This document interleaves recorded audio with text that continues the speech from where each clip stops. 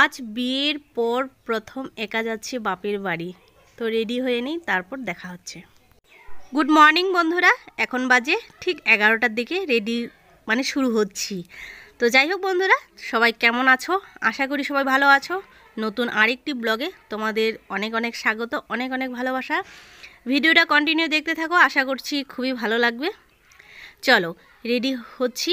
আর যেহেতু একা যাব, খুবই মনের মধ্যে একটা ভয় লাগছে, কিন্তু যেতে তো হবেই, তাই না বলো? তো এদিকে মেয়েকেও রেডি করে দিচ্ছি। আর আমি এই যে ওয়ান পিসটা পরে নিয়েছি, মেয়েকে একটু চুলগুলো বেঁধে দেই, তো অনেকটাই বড় হয়ে গেছে চুলটা। আমি যাচ্ছি কিন্তু বাপের বাড়ি একা যাচ্ছি, প্রথম বিয়ের এই যে 5 বছর হয়ে যাবে। তো যাই হোক, 1 মাস কম আছে। তো 5 বছর পর এরভাবে একা যাচ্ছি, যাওয়ার কারণ একটাই উদ্দেশ্য, আমার বোনের বিয়ে, তো যেতে তো হবেই, তাই না? তো চলো, এইদিকে কালকে আমি ব্যাগপত্র সব কিছুই রেডি করে নিয়েছি, তো সেটার ভিডিও তোমাদের সাথে আর শেয়ার করিনি। তো আমি কিন্তু অলরেডি বিয়েতে এসে তারপর তোমাদের সাথে ভয়েসে ভিডিওটা দিচ্ছি। তো এদিকে মেয়ে আমি বেরিয়ে পড়েছি, আর বাবা যাবে আমাদেরকে গাড়িতে উঠায় দিতে যাবে, তো উঠে আবার চলে আসবে, আর আমরা একাই চলে যাব। তো চলো, এই যে বাবা সামনে বসে পড়েছে, টোটোতে উঠে পড়েছি। তো খুবই একটা ভয়ের ব্যাপার লাগছে, কি করে যাব না যাব, যেতে হবে। এদিকে বাসে আমরা উঠে পড়েছি, মেয়ে বসে পড়েছে,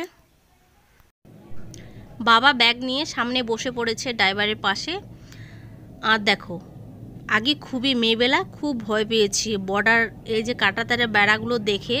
এখনও আমাদের বাপের বাড়ির লোকগুলো দেখলে ভয় পায় যে বিনা তুমি কোন জায়গায় আছো, খুবই ভালো লাগে না হ্যান তেন। কিন্তু বন্ধুরা, একটা সত্যি কথা কি, ভালোবেসে থাকলে সব জায়গায় কিন্তু সমান সব ভালোই লাগে, তাই না?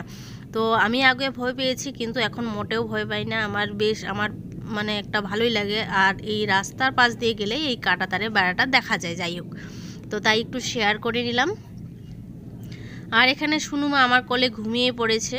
তো যাই হোক, দুপুরবেলা যেহেতু বেরিয়ে পড়েছি, আমরা 12টার দিকে বেরিয়ে পড়েছি, তো একটু তো গরম লাগবেই। যদিও ওয়েদারটা এখন ঠান্ডা, আজকের দিনে কিন্তু বেশ ওয়েদারটা একটু ঠান্ডাই, তাই যেতে পারছি। এই যে বাইপাসে নেমে পড়েছি, এখানেও মেয়ে কিন্তু ঘুমিয়েই পড়েছে, একটু জাগনা হয়েছে আবার ঘুমিয়ে পড়েছে। এখানে কিছু বউ বসে আছে। চলো বাইপাসটা তোমাদের সাথে শেয়ার করে নিচ্ছি, পুরা গাড়ির গ্যাঞ্জাম একটু শেয়ার করে নিচ্ছি। আর আমাদের বাড়ির একদম পাশে অবধি যাবে আর কি গাড়ি, সেই গাড়ির জন্যই ওয়েট করে আছি। আর দিদি হুট করে ফোন করে বলল যে আমিও তো আছি, তাহলে একসাথেই যাওয়া যাক। দিদিও একা যাবে, তাই একটু স্প্রাইট বাবা কিনে দিল, এই স্প্রাইট খাচ্ছি। আর গরমের দিনে স্প্রাইট খাওয়াটাই কিন্তু ভালো, একটা যে গ্যাসের ভাব সেইটা কিন্তু বেরিয়ে যায়। অনেকক্ষণ ওয়েট করার পরে দেখো, এই যে দিদিদের সাথে একসাথে যাচ্ছি।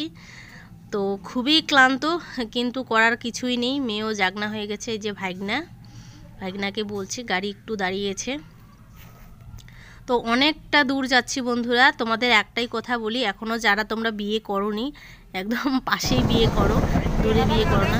যতই তোমাদের গাড়িতে যাও, গাড়িতে তো উঠতেই হবে, তাই না? তো এখানে 2 ভাই বোন মিলে সুন্দরভাবে খাচ্ছে, আর আমি একটু দাঁড়িয়ে আছি। তো ফাইনালি নামলাম। হ্যাঁ যাবে, এই যে বাবা আসছে নিতে। এখন এখানে পৌঁছাইলাম। এখন কয়টা বাজে? 6টা বাজে। 6টা বাজে, তাহলে যদিও যাই হোক 6টা অত একটা মনে হয় না। তো চলো, মোর ব্যাগটা কোথায় আসছো তোমরা দুজন কোথায় আসছো? দাদু বাড়ি। হ্যাঁ, সবাই দেখো একে একে কিন্তু চলে আসছে আমাদেরকে নিতে। তো চলো বাড়ি যাই। আর আমাদের বাড়ি তো দেখাই যাচ্ছে, বাড়ি অলরেডি পৌঁছে গেছি। এখানে যদিও বোনের বিয়ে, খুব খারাপ লাগছে। প্রথমে বিয়ে বাড়ি আসছি, এখানে মেহেন্দি পরানো হচ্ছে। তো আজকে যেহেতু অধিবাসেই তো মেহেন্দি অনুষ্ঠান হয়, তাই না?